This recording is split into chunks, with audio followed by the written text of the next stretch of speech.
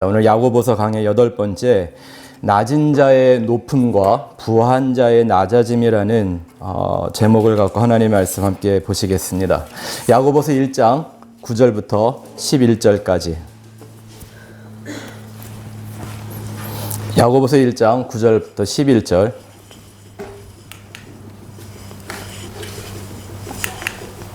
안 하다 하려니까 힘드네요. 우리 같이 한 목소리로 하나님의 말씀 봉독하겠습니다. 시작. 낮은 형제는 자기의 높음을 자랑하고 부한 자는 자기의 낮아짐을 자랑할지니 이는 그가 풀의 꽃과 같이 지나감이라. 해가 돋고 뜨거운 바람이 불어 풀을 말리면 꽃이 떨어져 그 모양의 아름다움이 없어지나니 부한 자도 그 행하는 일에 이와 같이 쇠잔하리라. 아멘.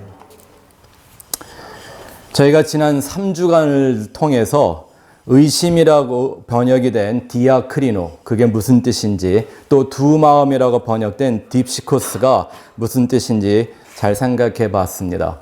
잊지 마셔야 합니다. 왜냐하면 우리가 갖고 있는 그 의심 혹은 두 마음이라고 하는 이 고정관념, 또 현대를 살아가는, 특히 한국말하며 살아가는 우리들이 갖고 있는 그런 개념이 아니기 때문에 성경에 나오는 의심이나 두 마음이라는 주제를 볼 때마다 우리는 그 원래의 의미를, 본질적인 의미를 늘 생각하고 성경을 보셔야 합니다.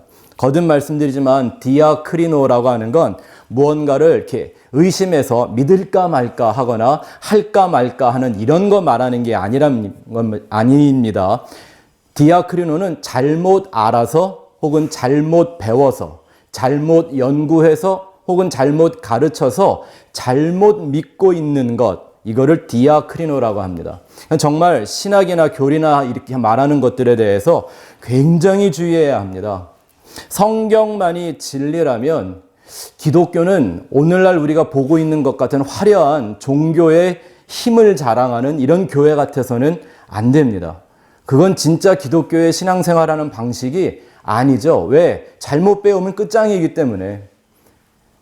말짱 헛거 정도가 아니라 얼마나 억울하겠습니까? 그래서 지옥 가면 슬피 울며 일을 간다고 그러는 거거든요. 얼마나 분하면. 왜? 내가 잘못 알았으니까, 잘못 배웠으니까, 잘못 믿게 되었으니까. 그렇게 안 하면 참 믿음이 아니라 전부 이 디아크리노에 빠지게 만들게 되는 겁니다. 예수님은 그것을 천국문을 가로막고 나만 안 들어가는 게 아니라 다른 이도 못 들어가게 하는 거라고 하셨고, 자기만 아니라 남들까지도 배나 더 지옥 자식으로 만드는 거라고 경고하셨습니다. 그런데 그런 일들이 그 시대나 지금에도 계속 되는 이유는 뭘까요? 자기가 절대 천국문을 막고 있는 사람이라고 생각하지 않고 내가 생각하는 천국 가는 길이 그게 지옥 가는 길이라고 상상조차 해보지를 않고 철떡같이 믿고 있기 때문입니다. 이런 걸 디아크리노라고 하는데 그게 왜 생긴다고요? 인간이 기본적으로 갖고 있는 딥시코스, 이 두 마음 때문에 그렇다고 하는 거죠.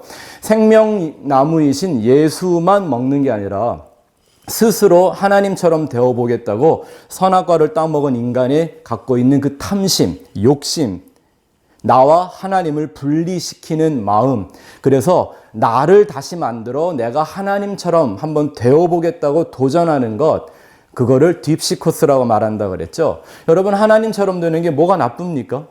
그죠? 근데 잘 생각하셔야 되는 게 이런 건 나쁘고 좋고의 문제가 아니라 하나님의 정하신 뜻이 문제입니다. 맞습니까? 잘 이해하셔야 돼요. 선악과를 갖고 있는 사람들일수록 모든 걸 다 좋고 나쁘고로 구별하죠. 예? 여러분, 빛이 좋아요? 어둠이 좋아요? 빛이 좋아요. 근데 뭐가 하나가 좋은 거라고 칩시다. 그렇다고 해서 어둠이 없으면 빛은 무슨 의미가 있겠고, 예? 빛이 없으면 어둠을 어떻게 알겠습니까? 그러니까 이거는 뭐가 좋고 나쁘고의 문제가 아닌 거죠. 하나님이 뭔가를 가리키기 위해서 우리에게 이렇게 나누어서 구별해서 우리에게 보여주신 건데, 인간은 그걸 자기 중심적으로 좋고 나쁘고를 말한단 말입니다. 그죠? 이렇게 막 해가 너무 쨍쨍 쪄갖고 뜨거우면 빨리 밤이 됐으면 좋겠다 그러고, 밤이 돼서 춥고 두려우면 빨리 해가 떴으면 좋겠다 그러고, 이게 다 뭐예요? 그냥 자기 중심대로, 자기 형편대로, 자기 편한 대로 내가 좋고 나쁘고를 결정하는 게 인간입니다. 그걸 선악과 따먹은 죄라고 성경이 말하는데, 이렇게 세상살이나 하나님의 나라에 가는 그 길은 좋고 나쁜 것으로 구별되는 게 아니라 하나님의 뜻이 무엇이냐라는 게 문제인 거죠. 좋고 나쁘고를 근거해서 따지는 현상들 역시 내가 아직도 이 선악과의 중독으로부터, 죄와 사망의 권세로부터 자유함, 해방당하지 못했다라는 얘기 중에 하나이겠죠. 요즘 전해지는 설교의 대부분이 뭐예요? 성경 말씀을 읽어보고 이거는 좋고 이거는 나쁜 것 이렇게 말하면서 이것이 하나님의 뜻이니 어쩌니, 이거를 순종해야 되느니 적용해야 되느니 이런 얘기를 많이 하죠. 근데 그런 설교들의, 그런 가르침들의 끝에 가보면 결국 뭐가 나오냐면, 그거 이렇게 해야 하나님의 뜻이라고 보이는 좋은 일 열심히 해야 나에게 유익이 생긴다, 이걸로 끝이 나잖아요. 그죠? 그리고 당신이 이렇게 순종하고 이렇게 적용하고 하나님의 일을 이렇게 기쁘시게 하면 당신에게 이런 유익이 나타날 거니까 그거 기대하고 오늘 집에 가라고 이렇게 보내주는 거잖아요. 그거 축도하는 거 아니에요? 이거 맞아요? 성경은 그런 거 아닙니다. 항상 자기의 유익을 챙기기 원하는 인간의 욕망으로 하나님의 뜻을, 하나님의 말씀으로 뭔가 좋고 나쁜 걸 떠난다, 이걸 나눈다, 이거 다 선악과의 문제입니다. 이걸 성경이 말하기를 성령으로 시작해서 육으로 마치는 것이고 십자가의 반대로 향하는 거라고 얘기합니다. 여러분, 내 삶에 어떤 유익이 생기면 안 된다는 말이 아닙니다. 그런 건 상관이 없습니다. 그런 유익이라는 것, 인간의 행복이라는 것, 인간의 소유, 인간의 만족, 이걸 조건으로 삼는 것을 선악과의 죄와 사망의 법에 묶여 있다고 말하는 거죠. 여러분, 내 삶 속에 유익이 되든 해가 되든 하나님만 의지하고 모든 걸 맡기는 게 신앙입니다. 아멘? 이게 하나님 믿는 거 아니에요? 왜 꼭 유익만 돼야 돼요? 내가 잃어버리는 게 좀 있으면 안 돼요? 해가 되어야 되는 것들이 좀 있으면 안 되는 거예요, 절대? 그건 하나님 아니에요? 그건 뭐 혹시 부처를 믿는 건가요? 아니요, 그런 거 상관없습니다. 살든지, 죽든지, 거하든지, 떠나든지, 그냥 하나님만 절대 의존하면 됩니다. 아멘? 그러면 사는 거, 죽는 게 문제가 안 됩니다. 왜 사람들이 교회를 다닌다고 하면서도 이 문제로 들들 볶으며 인생을 살아가고 있냐면 못 믿으니까, 안 믿으니까. 그죠? 말로만 믿어보려고 그러는데 그게 뭐 그렇게 믿어지나요? 사도 바울은 뭐라 그래요? 우리가 사방으로 우겨쌈을 당하여도, 혹은 내 인생이 뭐 만사형통이 된다 할지라도, 믿음의 선배들이 목이 잘라 죽던, 돌에 맞아 죽던, 건강하던, 병이 나든 하나님만 절대 의존하는 삶. 그래서 내가 어떤 상황에서든지 내가 아닌 하나님만 찬송하는 자가 되어야 하는 것이 십자가의 복음인 거죠. 네? 당신이 뭔가를 이렇게 철저하게 잘 행하면 하나님이 이렇게 저렇게 복을 주실 것이다. 여러분, 이런 십자가 복음은 없습니다. 거기로부터 오히려 회개하고 돌아서는 게 복음입니다. 하지만 인간은 자꾸 나의 유익이라는 걸 목적으로 달려가게 되죠. 그게 바로 딥시코스라는 현상이 내 안에서 일어나고 있는 거고요. 그 결과 디아크리노에 빠졌다가 마지막에 멸망하는 것입니다. 지난 마지막 시간은 이 디아크리노와 딥시코스로부터 돌아서는 회개, 그 메타노이아가 뭔가를 생각해 봤죠. 메타노이아, 어딘가 돌아가라고 하는 건데 어디까지 돌아가야 한다고요?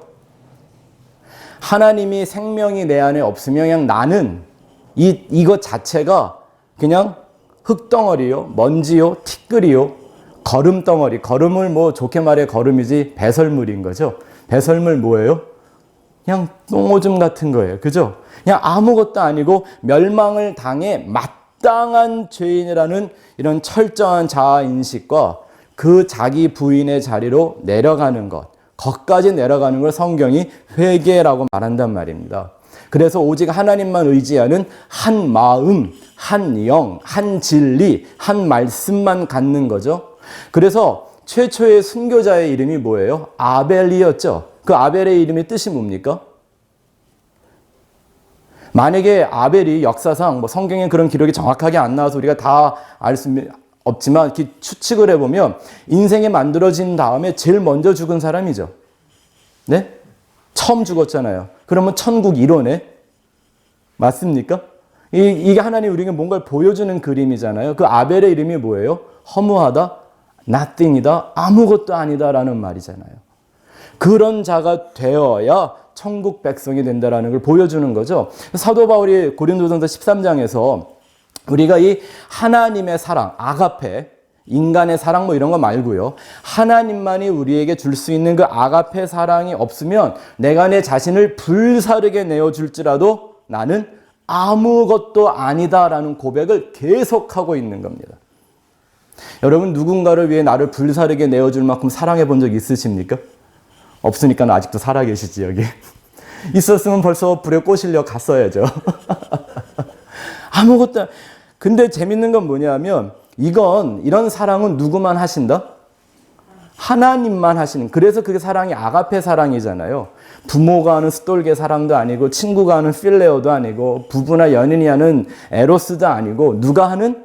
하나님만이 예수를 통해 하시는 아가페 사랑인데 재밌는 건 이런 말씀들을 읽으면서 그래도 우리 이 죄인들에게 막 사랑하라는 도전을 줘갖고 사랑해야 된다 막 이런 얘기를 하는 거예요. 이건 아가페가 뭔지는 모르니까 나도 한번 해보겠다고 까부는 거 아닙니까? 예? 선악과 먹고 내가 하나님처럼 됐으니까 하나님이 해 그럼 나도 해 이러고 따라 해보겠다고 지금 맘먹는 거잖아요. 잘 보세요. 이게 아가페 사랑이 되나요? 인간이 해는 게 정상이에요? 못하는 게 정상이에요? 네, 그러니까 누군가 나한테 당신은 왜 나를 하나님처럼 사랑 안 해줘? 이렇게 얘기하는 게 그게 바보 같은 거예요. 그건 뭘 모르는 거예요. 안 돼요, 안 돼. 근데 그걸 자꾸 하라고 가리키니까 사람들이 어떻게 해? 하는 척만 하는 거예요. 해보려고 흉내라도 내야 할 거 아니에요. 그죠? 그냥 기껏 한다는 게 와갖고, 뭐 성도님, 자매님, 형제님, 왜 이렇게 오늘 이뻐요? 뭐 이런 얘기나 기껏 하고, 네? 다음 주에도 건강한 모습으로 우리 다시 만나요? 뭐 이러고, 예. 그리고 일주일에 뭐 한번 카톡이나 이렇게 하면서 안부나 물어보고, 이게 하나님 사랑 맞아요? 그러다 어느 설교자나 뭐 부흥사가 와갖고 사랑해야 된다. 당신은 왜 사랑 안 하냐? 왜 못하냐? 이런 걸로 막 웅변을 하고 사람 마음을 그냥 그 심정을 우겨파면 막 찔려. 왜? 해본 사람이 아무도 없으니까. 할 수 없는 걸 하라고 그랬으니 못하는 게 당연한데 또 그걸 갖고 막 뭐라 그러면 막 찔려요, 가슴이. 왜 난 사랑이 안 될까? 막 이러면서. 난 아직도 왜 난 이렇게 마귀 같을까? 막. 그냥 내가 마귀 맞구나 이러면 되는데 그럼 자유한데 예? 마귀가 하나님 흉내를 내려니 안 되는 거죠. 막 그러니까 또 어떻게 해요? 찔리는 걸 또 보여줘야 되잖아. 그러니까 막 눈물 흘리며 회개하는 척을 하는 거예요. 이런 삼류소설 같은 쇼를 하고 있죠. 이게 디아크리노와 딥시코스로부터 회개하지 못한 모습이라니까요. 정말 재미있는 건 여러분, 이런 교회들이 모여갖고 이거 쇼 아닌가라는 거는요, 제가 10대 때 아주 반항의식이 강한 10대 사춘기 때에도 제 눈에 보였던 모습이에요. 제가 어린 나이에 굉장히 좀 이렇게 개똥철학한다고 막 비판적이고 막 이랬구나. 교회가 너무 싫어서, 기독교가 너무 싫어서, 목회하는 우리 부모들이 너무 싫어서 어떻게든지 망하게 만들어야지 막 이런 시절이 저한테 있었는데, 그때 그런 눈으로 교회를 보니까요, 어린 10대의 눈에도, 중학생, 고등학생의 눈에도 이런 삼류 소설 같은 쇼를 하고 앉았구나. 이게 보였다니까요. 말도 안 되는 걸요. 그러니 어려서 그렇게 제가 기독교를 우습게 여기고 싫어했던 겁니다. 이런 복음의 진리를 알지 못하니까 그런 것들을 자연히 곡해해서 하나님의 뜻과는 전혀 반대의 해석을 가리키게 되는 구절 중에 하나가 오늘 우리가 읽었던 이 본문의 말씀입니다. 낮은 형제는 자기의 높음을 자랑하고 부한 자는 자기의 낮아짐을 자랑할지라. 이 참 가진 것 없는 우리 같은 사람들한테 굉장히 소망이 되고 막 위로가 되는 말씀 아닙니까? 예, 그리고 어떻게 그냥 뭐 부모 혹은 잘 만나서 혹은 아니면 무슨 뭐 로또 같은 거 맞아서 뭐 부동산이 어떻게 대박이 나는 바람에 그냥 부자가 되고 떵떵거리는 사는 사람들, 꼴보기 드시는 사람들 이런 말씀 봐야 된다고 막 에이, 이런 말씀들은 막 속이 괜히 누가 내 가려운 데 긁어주는 것 같은 그런 말씀 아니에요. 이게 그런 뜻일까요, 과연? 딥시코스나 이 디아크리노의 문제를 막 말하던 야고보가 갑자기 가난하고 배운 거 없는 낮은 자들 걱정하지 마라. 하나님이 당신 얼마나 귀하게 여기시는데 지금 이런 말하고 막 교회에 모이는 부자들 제발 좀 교만하지 말고 막 겸손해야 된다. 이런 얘기하는 걸까요? 설마 그렇진 않겠죠. 그죠? 어쩌면 한 번쯤 그렇게 생각도 안 해보는지 모르겠어요. 그러면 이게 어떤 뜻을 갖고 있는지 낮은 자의 높음과 부한 자의 낮아짐을 자랑하라 그랬는데 뭔 줄 알아야 자랑을 할 거 아닙니까? 알지도 못하는 걸 어떻게 자랑하겠어요? 오늘 그게 뭔지 한번 같이 말씀을 통해 살펴보겠습니다. 낮은 형제는 자기의 높음을 자랑하라. 낮은 자, 낮은 형제 무슨 뜻일까요? 이게 정말 말 그대로 무슨 가진 것 없고 뭐 배운 게 많지 않아서 세상에서 그냥 별 볼 일 없는 존재 뭐 이런 뜻일까요? 근데 당신은 그래도 하나님의 아들이니까 예수님이 당신을 위해 죽었으니까 당신이 얼마나 귀하고 가치 있는 존재인지 압니까? 막 이러면서 당신을 향하여 하나님의 놀라운 계획이 예배되어져 있습니다. 그러니 건전한 자아상을 가져라. 당신의 지금 인생의 형편이나 상황에 굴복하지 말고 누구한테도 기죽지 않고 꿀리지 않는 높은 자존심, 자존감 이런 거 가져라 라는 말일까요? 이거 완전히 반대의 해석이죠. 십자가의 원수로 행하는 해석이란 말입니다. 야고보가 말하는 짐이 낮은 형제라는 건 뭐 세상에서의 말하는 물질이나 배움이나 이런 게 부족하고 없어서 가난하고 보잘것없이 매달 뭐 집세 낼 걱정, 전기세 내는 걱정하며 살아가는 그런 인생을 말하는 게 아니죠. 이렇게 생각할 수 없는 이유가 뭐냐면 이 사람들이 쉽게 물질적인 걸 생각하는 이유가 뭐냐면 다음 구절에 바로 부자라는 단어가 나오기 때문입니다. 여러분 전에도 우리가 공부했지만 성경에서 말하는 부자는 그냥 돈 많은 이런 부자 말하는 거 아니에요. 만약에 그렇다면 돈이 얼마나 많아야 부자일까요? 어디서부터 부자예요? 어떤 걸 부자라 그러죠? 뭐 예를 들어 100만 불 이상 뭐 현찰을 보유해야 부자입니까? 그러면 99만 불 가진 사람은 부자 아닌가요? 네? 부자, 얼마큼 돈이 있어야 돼요? 그리고 그 돈은 어떤 돈이어야 되나요? 달러여야 돼요? 아니면 유로여야 돼요? 아니면 엔화여야 돼요? 도대체 뭘 갖고 부자라고 얘기를 하는 거예요? 그런 거 없습니다. 예? 뭐 이런 성경 구절을 가지고 뭐 부자들 괜히 돈 좀 있다고 교회에서 힘주고 까불지 마라, 뭐 겸손한 미덕을 보여라, 뭐 이런 말 하는데 그런 거 아닙니다. 그리고요, 제가 살아봤더니 돈 많은 사람들은 절대 겸손해지지 않습니다. 예. 그리고 돈 많은 사람은요, 좀 겸손 안 해도 됩니다. 돈 잘 쓰면 돼요, 이렇게 좋은 일 위해서. 예. 그거 안 되더라고요. 예. 그죠? 돈 많은데 겸손하는 거, 이건 낙타가 바늘기 들어가는 것보다 어렵습니다. 그러니까 기대하지 마십시오. 안 됩니다, 그거. 이 예수 그리스도와 그의 나라를 향한 성경 말씀을 이런 세상적인 가치관이나 인본주의적인 욕심으로, 다시 말하면 두 마음으로 보면 이렇게 하나님의 뜻과는 정반대로 보게 됩니다. 그렇게 배우고 그렇게 가르쳐서 열심히 믿고 디아크리노에 빠지게 만드는 거죠. 여러분, 낮은 형제가 무엇이며 도대체 그 낮은 형제가 자랑해야 되는 높음이라는 게 무엇인 줄을 알면 좋습니다. 여러분들 정도면 제가 이런 서론을 깔았기 때문에 이게 그런 말씀이었구나 하고 대충 방향이 지금 이렇게 잡히는 눈빛들을 보여주고 계셔서 참 좋습니다. 보세요. 높음을 자랑하라고 그랬으니까 이 자랑하라고 하는 말씀에 순종하려면 낮음은 뭐고 또 높음은 뭔지를 우리가 잘 알아야 할 거 아닙니까? 그죠? 알아야 자랑을 하죠. 모르면 자랑할 수 없잖아요. 그죠? 또한 부자가 자기의 낮아짐을 자랑하라 그랬는데 이건 또 무슨 뜻이며 어떻게 자랑을 해야 하는 걸까요? 참고로 자랑이라는 것은요, 항상 두 가지의 큰 의미를 갖고 있습니다. 하나는 근거가 있어야 합니다. 확실한 근거가 있어야 자랑할 수 있습니다. 그죠? 근거가 없는데 막 떠들어대는 자랑은 뻥이라고 하는 거죠. 그건 자랑이라고 말할 수 없습니다. 성경이 말하는 그런 자랑 아니고요. 또 하나는 어떤 의미예요? 내 안에 있는 확실한 근거를 분명하게 시인하고 전하고 말하는 거죠. 증거하는 거란 말입니다.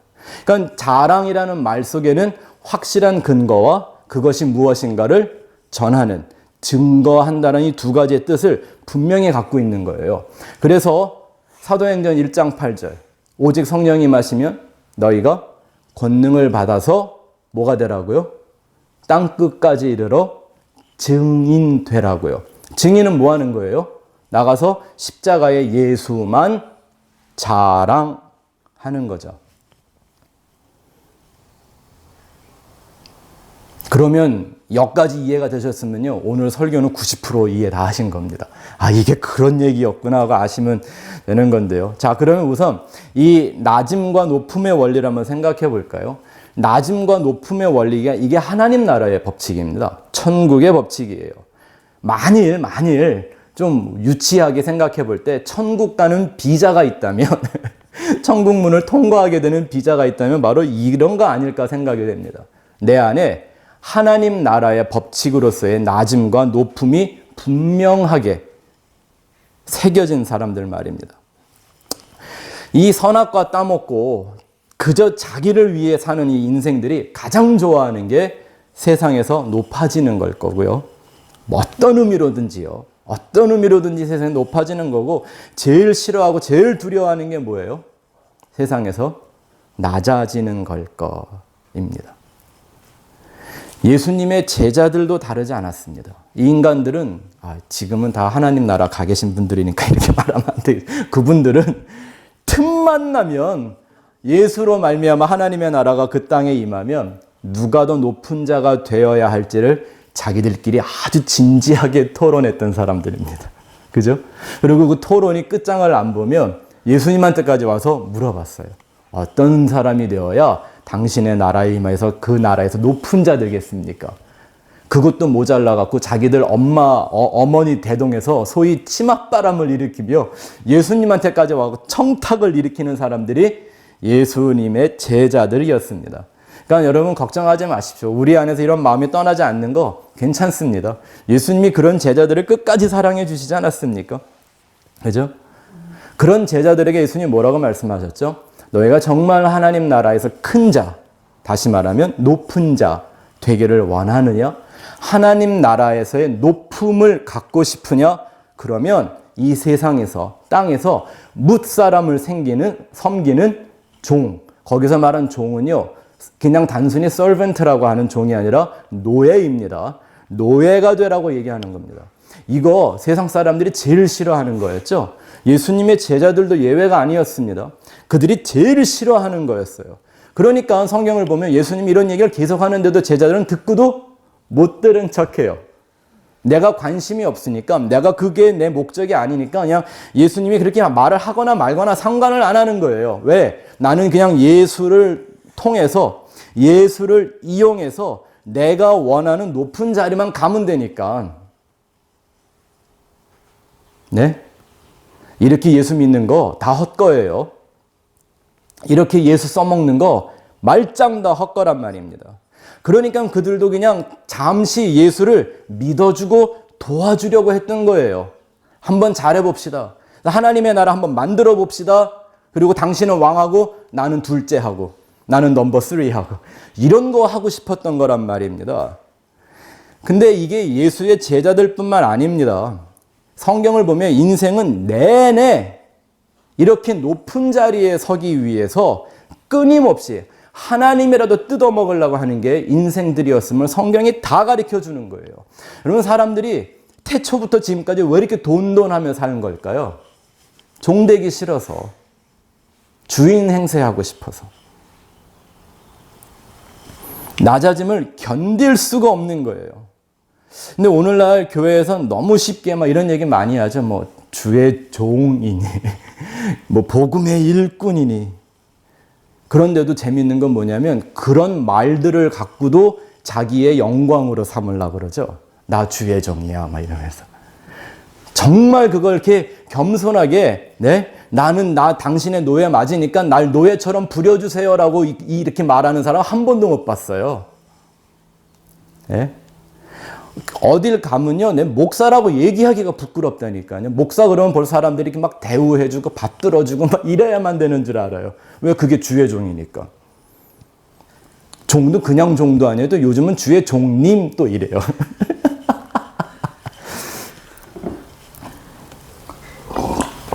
이렇게 말하면 내가 손해라는 거 뻔히 알면서도 네. 근데 이거는 사실 정말 하나님을 섬기고 복음을 섬기는 종이라는 게 아닌 거죠. 실제는 그런 모양을 만들어 놓고 그런 프레임에다가 자기를 집어넣어 놓고 실제는 자기를 섬기는 거죠. 나를 섬기는 종일 뿐. 왜? 나를 섬기는 건 너무나 행복하고 기쁜 일이니까. 그쵸?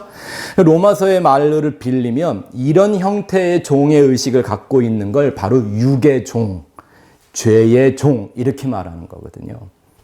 그건 진짜 하나님의 종 아니란 말입니다. 낮은 형제, 낮다라고 하는 이 말을 야고보가 거기다가 형제라는 말을 붙이고 있는 걸 잘 보셔야 합니다. 그냥 부한자는 부한자 이러고 마는데 낮은 형제라고 부릅니다. 낮은 자들만 형제라고 부르는 거예요. 여러분, 형제가 되려면 뭐가 똑같아야죠? 부모가 똑같아야죠. 그쵸? 우리가 교회 안에서 모여서 성도들이 서로 정말 그런지 아닌지 모르겠지만 형제, 자매 이렇게 부르는 이유가 뭐예요? 우리는 아버지가 하나니까. 근데 물어보면 아버지가 다 달라 또. 분명히 우리는 같은 한 아버지 안에 있는 한 피바다 한 생명으로 호흡하는 형제 자매라고 얘기하는데 물어보면 자기 아버지가 다 달라. 성격도 다르고 뜻도 다르고 방식도 다르고 도대체 어떤 아버지가 진짜 아버지인지 모르겠어요. 네, 그냥 배다른 자식들 같아 다. 자, 보세요. 낮은 자들만 형제라고 부르는 거예요. 여기서 낮은 자란 하나님이 낮추신 자들을 뜻해요. 무엇으로? 하나님의 은혜로. 하나님의 은혜만이 우리를 정말 낮은 자리, 마지막 날에 높여주시는 낮은 자리의 사람으로 바꾸어 주실 수 있어요.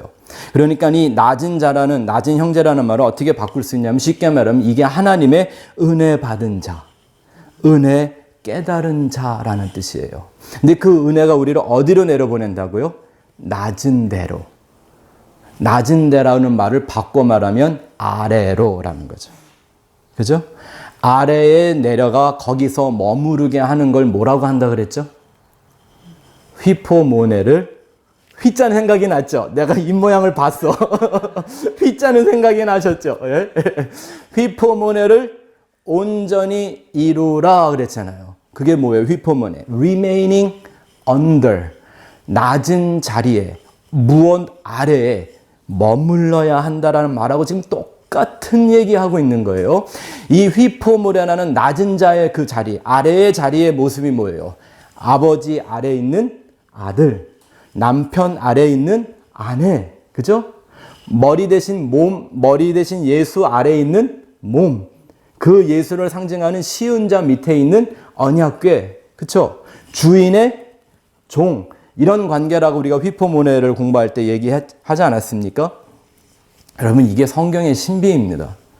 어떻게 이렇게 두껍고 수많은 스토리를 갖고 있는 성경이 이걸 십자가로 풀면 똑같은 얘기를 계속하고 있어요. 어떤 얘기든 상관이 없습니다. 그냥 한치도 벗어나지 않고 지금 예수의 십자가 얘기만 하고 있는 거예요. 그리고 그것이 바로 교회라고 하는 예수의 몸된 하나님의 아들들, 그 아래에 거하는 낮은 자의 자리에 머물러 있는 그 아들들, 형제들 얘기를 하고 있단 말입니다. 이게 어떻게 교회 얘기냐고요? 여러분, 하나님이 출애굽한 이스라엘을 40년 동안 광야에다 집어넣고 만나만 먹이셨습니다. 왜라 그러시죠? 하나님이 직접 설명을 해주시죠. 내가 너희를 광야에다가 집어넣고 만나를 준 까닭은 너희를 낮추어서 낮아지게 아래에 거하게 만들어서 너희가 내 말을 지키는지 안 지키는지, 여기서 지킨다는 말은 그걸 행동으로 하나 마나 이런 얘기가 아니라 그 말씀이 어떤 뜻인가를 온전히 자기 안에 품고 있는지 딱 지키는 거잖아요. 뺏기지 않으려고. 변질되지 않게 지키는 거잖아요. 여러분, 빨리 상하는 음식은 얼른 냉장고에 넣어서 지켜야 돼요. 밖에 그냥 놔두면 상해버려요. 그런 지킴을 말하는 거예요. 하나님의 뜻이 무엇인가를 온전히 지키는지 안 지키는지, 그래서 일부러 40년 동안 광야를 뺑뺑 돌며 방황하게 만들었다고 성경이 얘기하죠. 근데 이 40년 광야 기간을 스데반 집사가 돌에 맞아 순교하는 현장에서 뭐라고 얘기를 해줘요? 광야 교회라고 말하는 거예요. The congregation in the wilderness. 하나님의 뜻대로 부르심을 받은 사람들이 그 하나님의 역사 가운데 낮아짐을 경험하고 자기네들의 모든 죄성을 다 폭로당하는 그 현장 말입니다.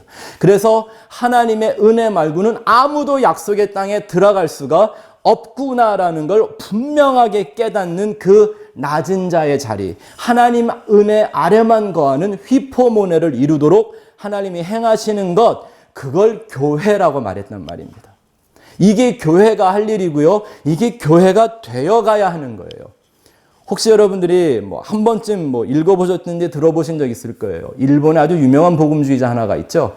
일본이 귀신의 나라이긴 해도 이런 사람이 있었습니다. 우찌무라 간조라고 하는 사람이 무교회주의자로 신학계에서는 정평이 나 있죠. 이 사람이 말한 무교회주의는요, 교회를 부정하는 게 아니었습니다. 이런 조직이나 교단이나 건물로 만들어진 비본질적인 교회를 버리고 정말 성경이 말하는 교회가 되어야 한다라는 얘기를 했던 거거든요. 이건 예수님 한 말씀하고 똑같아요. 니네가 그렇게 영시하는 다윗과 솔로몬이 지은 이 성전 다 허물어 버려라. 내가 다시 지을게. 똑같은 얘기죠. 근데 이거를 깨닫지 못하면 그냥 강도의 구렬 되어버리는 겁니다. 그러니까 이 시대에 정말 참 기독교가 있겠습니까? 참 교회가 있나요? 종교를 가장한 아주 조폭 조직 같은 게 그냥 막 번지고 있는 거 우리가 많이 보고 있지 않나요? 이런 문제의 뿌리가 바로 이 하나님의 은혜를 잘못 해석하고 있기 때문이죠. 우리를 낮은 자로 만들어내는 하나님의 은혜. 여러분, 일반적으로 세상이나 종교라는 게 말하는 은혜는 우리를 낮은 자로 만들어주는 거예요? 높은 자로 만들어주는 거예요? 나를 높은 자리로 온전히 은혜 받았다고 얘기하잖아요. 그죠? 그쵸? 아닌가요? 예?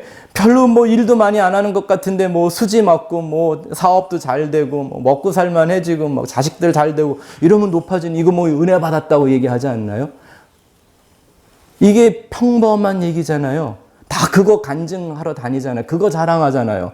근데 잘 들으세요. 그건 하나님의 은혜를 완전히 반대로 해석하는 겁니다. 하나님의 절대 은혜, 그 은혜가 없이는 아무도 생명이나 존재가 될 수 없는 그 하나님의 절대 은혜가 아닌 자기 주체적인 은혜를 말하기 때문에 하나님의 은혜마저 나를 돋보이게 만드는 장식품 정도로 여기는 이들입니다. 이게 그리스도인 맞습니까? 잘 보세요. 하나님이 직접 택하여 낮추신 자들, 그래서 하나님이 낮은 자리에 나를 내려놓은 분명한 흔적을 갖고 있기 때문에 다시는 하나님의 자리에 도전하지 않는 이들, 선악과의 죄로부터 하나님만이 주실 수 있는 용서받은 사람들. 여러분, 하나님의 용서는 하나님만 할 수 있는 게 아니잖아요. 하나님만 할 수 있는 거잖아요. 근데 요즘 교회들이 막 모여서 우리 죄를 깨닫고 회개해야 합니다라고 하는 게 다 뭐예요? 자기한테 스스로 면죄부 주고 있는 거죠. 예? 내가 깨달았으니까. 내가 그 죄에 대해서 부끄럽게 생각하니까. 이건 하나님의 은혜를 의지하는 신앙이 아니라 자기만 기특하게 여기는 면죄부죠, 면죄부. 하나님의 은혜를 받았다라는 게 무슨 뜻입니까? 우리가 지난 시간에도 생각해봤지만, 자, 보세요. 예수라는 생명이 내 안에 역사할 때 어떤 현상이 일어나야 한다는 것을 우리가 얘기해봤습니다. 예수님의 생명이 나와 접촉되는 순간, 그 생명이 내 안에 들어오는 순간 제일 먼저 하는 게 뭘까요? 이것만 생명이고 내가 갖고 있는 모든 건 죽음이다, 사망이다라는 걸 들춰내는 거잖아요. 맞습니까? 네? 여러분, 왜 과거에 그런 TV 프로그램이 있었던 것 같아요? 진풍명품?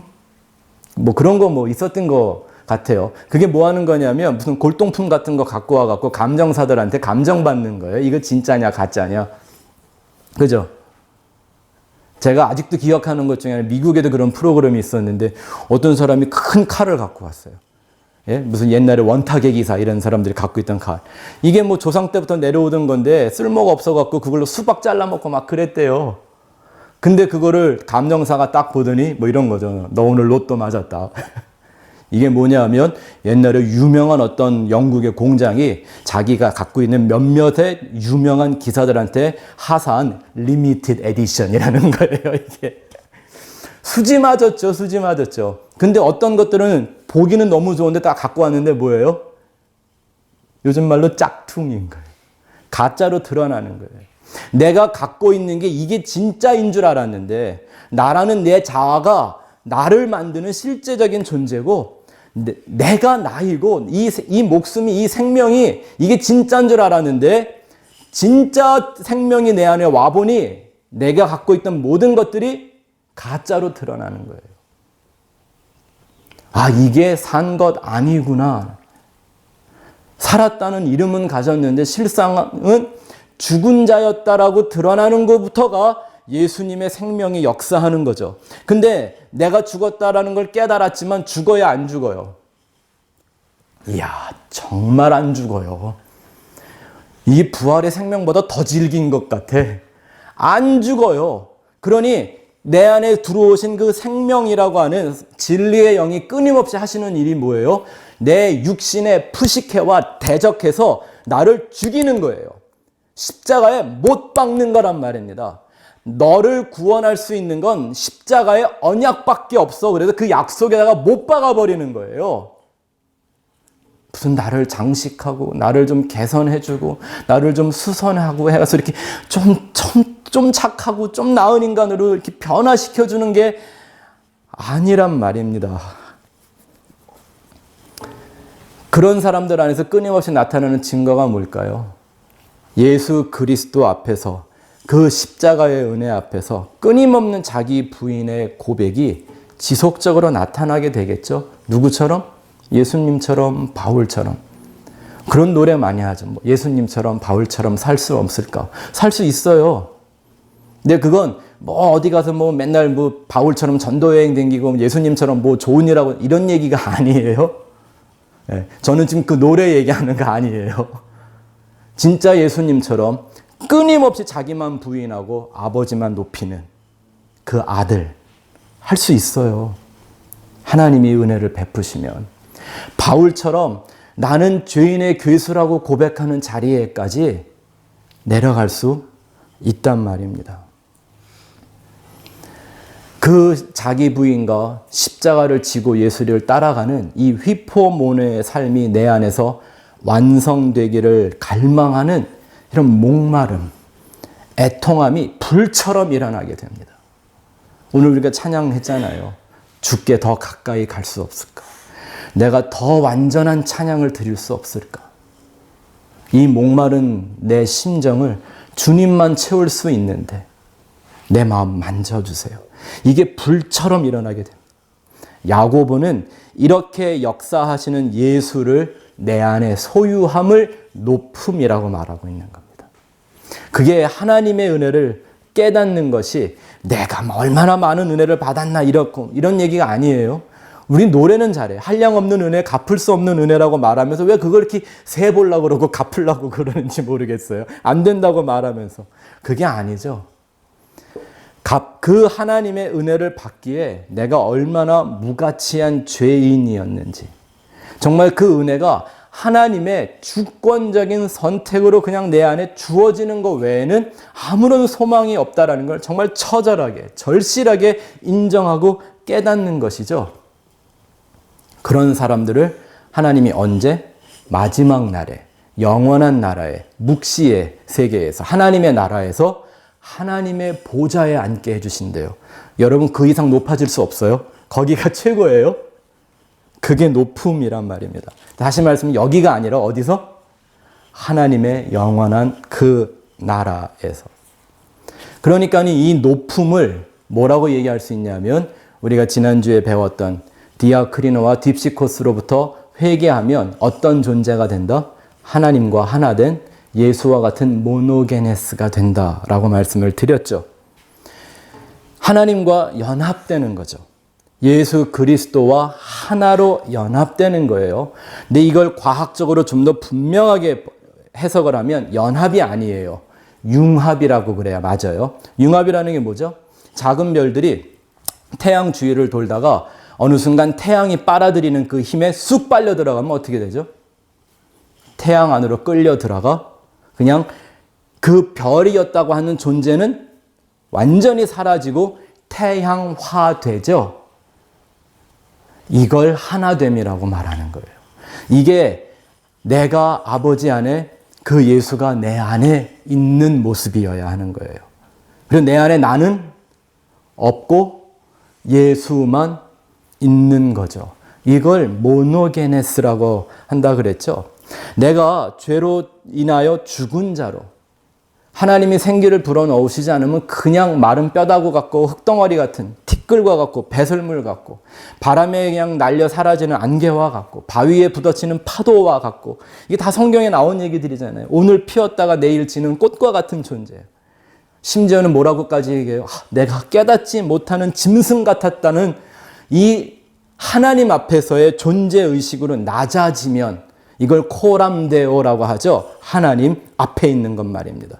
하나님을 만나 하나님의 임재를 경험한 모든 사람들은 다 죽은 척을 한 게 아니에요. 무서워서 죽을까 했던 거겠죠. 화로다 나로 망하게 됐다 이래요. 하나님 봤는데. 이게 진짜 하나님 만나면 이렇게 된다니까요. 자기를 그런 존재로 얘기하는 거예요. 그것도 하나님의 은혜로만 되는 것이라고 성경이 얘기합니다. 나는 그 예수를 그냥 품을 수 있는 하나의 그릇 같은 존재. 그게 우리의 운명이죠. 맞습니까? 근데 그릇도 뭐 굉장히 좋은 그릇도 아니야. 무슨 그릇이래요? 질그릇. 근데 요즘 우리가 질그릇을 본 적이 없어서 이게 얼마나 형편없는 건지 상상이 잘 안 되죠. 그렇게 예수를 위하여 나를 그냥 몸으로 드리는 이런 존재를 모노게네스라고 하는 거예요. 내 안에 한 존재만 있는 거예요. 누구? 예수 말입니다. 이 얘기가 아주 잘 나와 있는 비유가 그렇게 유명한 탕자의 비유입니다. 탕자가 어떻게 돼요? 결국 다 탕진하고 종이 되어 빚을 갚겠다는 심정으로 아버지에게 돌아와요. 이제 깨달은 거예요. 나 같은 인간은 내 아버지한테는 더 이상 아들일 수 없다는 분명한 깨달음과 자아인식과 고백이 있었어요. 아버지라고 나는 부를 수도 없는, 내가 당신의 아들이라고 말할 수 있는 가치도 없다고 스스로를 인정한 거예요. 왜?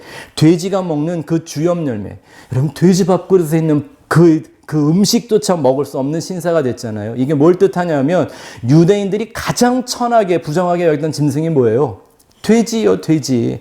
내가 돼지만도 못한 자가 되었다고 하는 이 존재의식을 실감하게 된 거죠. 그러니까 의지할 땐 어디밖에 없어요? 날 낳아준 그 아버지밖에는 없는 거예요. 그래서 결국 아버지 앞에서 자기가 낮아질 수 있는 가장 낮은 자리에까지 내려갔어요. 그랬더니 아버지가 하신 일이 뭐죠? 빚을 갚을 수 있는 종의 일이나 어떤 사명감을 준 게 아니라, 빚 갚아서 다시 아들이 될 수 있는 방법을 가르쳐 준 게 아니라 아버지만 줄 수 있는 걸 주셨어요. 뭐예요? 은혜와 사랑으로. 그냥 다시 깨끗이 씻어주고 아버지만 줄 수 있는 새 언약의 반지, 아버지만 입혀줄 수 있는 새 옷, 그 집안에서 왕 같은 아버지만 베풀어 줄 수 있는 잔치를 베풀어 주는 거예요. 돼지밥도 못 먹던 인생에게 그 아들이 낮은 자 되었더니, 야고보가 말하는 그 낮은 형제, 그 하나님의 아들들의 반열에 서게 되었더니, 근데 이 꼴을 눈뜨고 볼 수 없는 작자가 하나 나타나죠. 누구예요? 아버지 말 잘 듣고 살았던 첫째. 그 가인 같은 아들 말입니다. 그 아들이 와서 아버지한테 시비를 걸었더니 아버지가 뭐라 그래요? 이게 이 아들이 죽었다가 다시 살아난 거야 라고 얘기해 주죠. 거듭남을 말하는 거예요.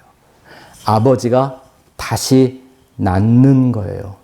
이게 아버지만 할 수 있는 은혜의 역사죠. 네?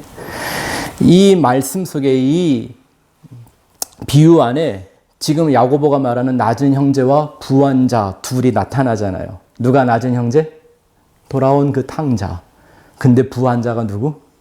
이 첫째 형이잖아요. 낮은 형제를 인정하지 못하고 자기의 의에 대한 대가를 요구하는 이 형. 이걸 부한 자라고 말하는 겁니다. 이게 유대인들이고 율법주의였죠. 착한 교인. 네. 자기의 행위를 의지하는 그런 종교적 교인들 말입니다. 부자에 대한 얘기는 더 안 해도 되죠.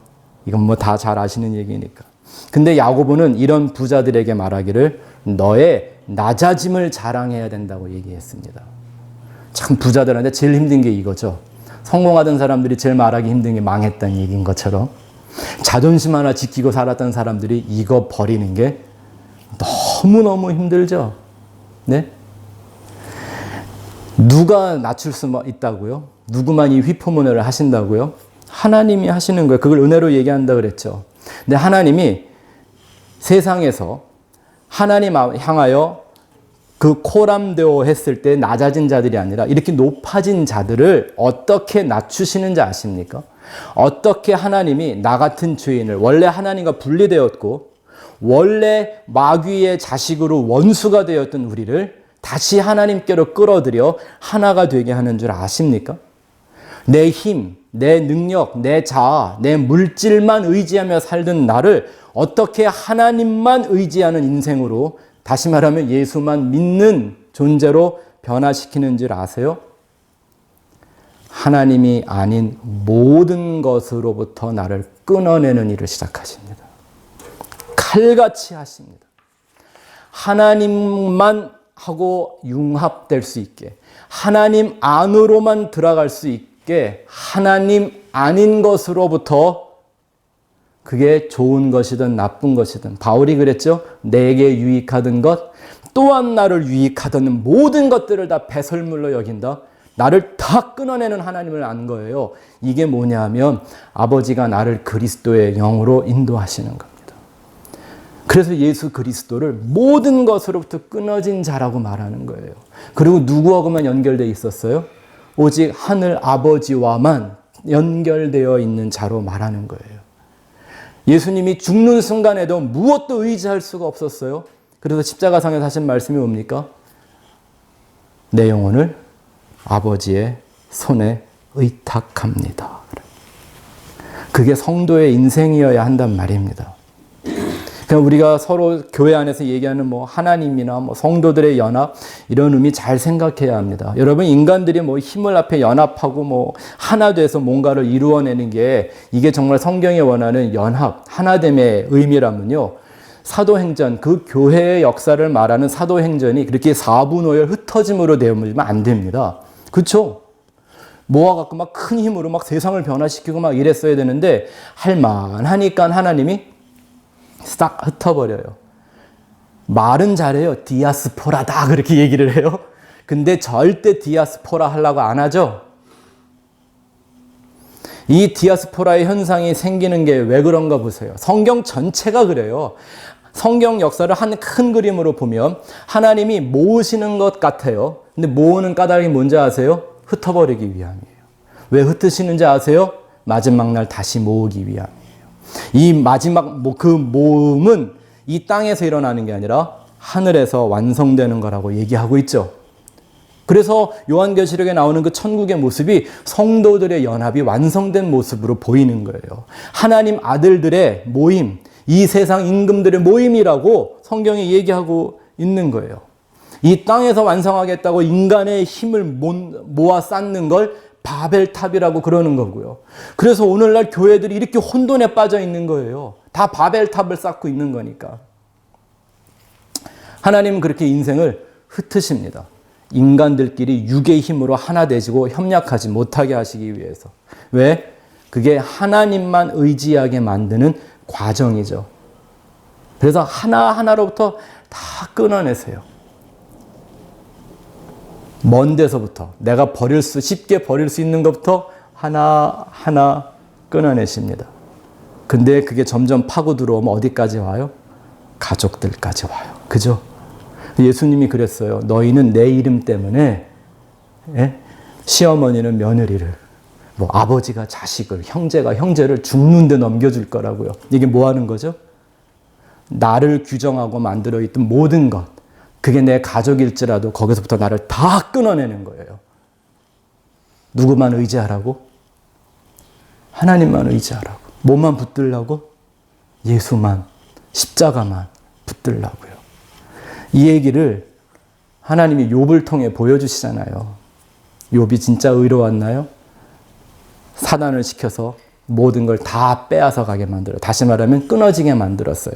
첫 번째는 물질이었어요. 두 번째는 자식들이었어요. 세 번째는 아내였어요. 여기까지는 아주 욥이 근사하게 말합니다. 주신이도 하나님이시요, 취하시니도 하나님이시니, 뭐 다 하나님의 영광이다, 막 이렇게 막 그래요. 근데 나중에 하나님이 그 친구들을 통해서 욥의 자아를 깨트리기 시작하니까 그때부터 아각거리고 덤비기 시작하죠. 그 욥기가 그렇게 길어진 거예요. 욥이 항복을 안 해서. 네? 오늘날 사람들이 기도 오래 하는 게 뭐 때문에 그래요? 항복을 안 해서 그래요. 끝까지 해보겠다는 거죠. 끝까지. 자기 자아에 대한 그 자아에 대한 스스로의 인정. 도대체 그게 뭐라고? 그게 무슨 가치와 의미가 있다고 그냥 끝까지 그거 붙들고 있다가 내가 나중에 하나님 보면 한바탕 하겠다고 막 그래요. 근데 하나님이 오셔서 욥을 어떻게 하십니까? 더 박살내버리죠. 완전히 깨트려버리죠. 그랬더니 그 완전 깨어진, 낮아진, 자기가 내려갈 수 있는 최아래에 내려간 그 때가 되니까 욥이 뭐라 그럽니까? 내가 지금까지 하나님을 귀로만 듣는 것 같다가 이런 때 한번 써먹어야 돼. 오 마이 갓. 내가 이제 눈으로 보는 것 같습니다. 이렇게 우리를 낮추셔서 모노게네스로 변화시키는 걸 하나님의 새 창조라고 하는 거예요. 누구든지 그리스도 안에 있으면 리사이클이 아니라 네, 재활용품이 아니라 새 피조물, new creation. 개선이나 수선이나 조금 임프루브한 이런 것들이 아니라 아버지가 다시 낳은 새 피조물이라고 하는 겁니다. 그리스도 안에서 이 새 창조는 한 죄인을 완전히 다시 흙으로 분해시키고 단순히 인간이 되게 하는 하나님의 생기 정도가 아니라 예수라고 하는 생명을 우리 안에 불어넣어 주셔서 껍데기는 지금 육을 갖고 있는 인간의 모습이지만 그 안에 존재의식은 오직 예수 하나만 되게 만드시는 새 창조의 역사를 보여주시는 겁니다. 낮은 자리로 임했던 그 예수가 이제는 낮은 자가 된 내 안으로 들어오셔서 나를 하나님의 아들로 거듭나게 하시는 거죠. 이게 누구만 할 수 있는 일이라고요? 하나님만. 그렇게 새 창조가 된 존재들만이 하나님이 창조하시는 새 하늘과 새 땅에 들어갈 수가 있어야 맞는 거겠죠. 그 나라는요, 리사이클 갖다가 버리는 데가 아닙니다. 뉴 크리에이션만 있는 거예요. 하지만 한 가지만 우리가 좀 얘기하고 지나갑시다. 이걸로 말씀을 좀 정리할게요. 낮은 형제는 자신의 높음을 자랑하라. 이거 좀 오해가 소지가 있습니다. 오해하지 말아야 합니다. 이게 우리는 이제 복음을 깨닫고 내가 십자가의 은으로 말미암아 하나님 앞에서 나 낮은 자 됐는데 내가 이제 하나님 나라에서 높은 자래. 이런 어떤 의월의식 가지고 살라고 하는 말은 아니죠. 이게 아주 옛자의 지독한 집착입니다. 이런 걸로 저한테 뭐 이메일도 보내고 아직 목사님 말씀이 다 좋은데 요까지는 모르시는군요. 이런 얘기를 하는 사람들이 있어서 제가 오늘 요거 한마디만 꼭 하고 지나갈게요. 보세요, 여러분. 내가 지금 이 육신에 갖고 있지만 비록 영원한 날에도 하나님의 그 높은 자리, 보좌에 앉는 자리라고 나를 막 귀하게 여기고, 네? 내가 얼마나 가치 있는 존재인지 알아? 내가 복음을 깨달았어. 내 안에 예수가 계셔. 나는 내 안에 십자가의 흔적밖에 없어. 이러고 자랑하라고 살라고 그랬던가요? 예수님이 그러셨어요? 바울이 그랬던가요? 그렇게 자랑질하고 다녔나요? 그건 아니란 말입니다. 근데 그런 사람들이 왜 그렇게 많은지 모르겠어요. 여러분, 이게 선악과가 가져다주는 최악의 속임수일 수 있습니다. 소위 말하는 영지주의 뿌리가 여기 있는 건데 꼭 기억하셔야 돼요. 마귀는 끝까지 나나 여러분들을 절대 포기하지 않습니다. 모세의 시체라도 뺏어가려고 했던 게 마귀였습니다. 자기를 광명의 천사로 가장하는 게 마귀의 최악의 작전입니다. 자기를 그리스도로 보이게 만드는 거거든요. 그걸 적그리스도라고 한단 말입니다. 그래서 보면 이게 뭐 복음을 좀 알았다고 목에 힘주고 다니는 이런 사람들 보면 이건 뭐 제가 그래. 제가 좀 이렇게 냄새를 잘 맡는 사람이라 그런지 모르겠지만 그런 사람들하고 얘기를 하다 보면 왜 이렇게 귀신 냄새가 나요? 7 귀신 들린 거 말입니다. 그러니까 마귀는 복음을 믿지 못하게 하는 존재가 아니라 복음의 목적에서 살짝 빗나가게 하는 존재란 말입니다. 그게 바울이 말한 것처럼 다른 복음 붙들었다 저주받는 거예요. 그것이 하나님이 미혹의 영을 세상에 허락하시는 이유입니다. 아무런 믿음만 갖고 있다고 들어갈 수 있는 천국이 아니라고 해서 좁은 문이라고 말씀하시지 않았습니까?